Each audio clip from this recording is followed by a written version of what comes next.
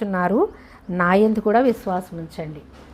దేవుని యందు విశ్వాసం ఉంచుతున్నారు, నా యందు కూడా విశ్వాసం ఉంచండి అంటే యేసు ప్రభు దేవుడు కాదు కదా, దేవుడి మీద విశ్వాసం ఉంచమంటున్నాడు కదా, యేసయ్య ఒక ప్రవక్త కదా, ఒక మానవుడు కదా అని అనేక విధాలుగా తీసి పడేస్తూ ఉంటారు. యేసు ప్రభు దేవుడు కాదని, ఒక మానవుడని, ఒక ప్రవక్తని వీరి సొంత జ్ఞానంతో ఈ లోకంలో ఉన్న మానవులు అనేక విధాలుగా యేసు ప్రభు వారిని చెప్పుకుంటూ ఉంటారు. కానీ ఈయన దేవుని యందు విశ్వాసం ఉంచుతున్నారు, నా యందు కూడా విశ్వాసం ఉంచండి అంటే తండ్రి అయిన దేవుడు ఉన్నాడని తెలుసు, తండ్రి అయిన దేవుడే నన్ను పంపించాడని ఆయన నేర్పించాడు.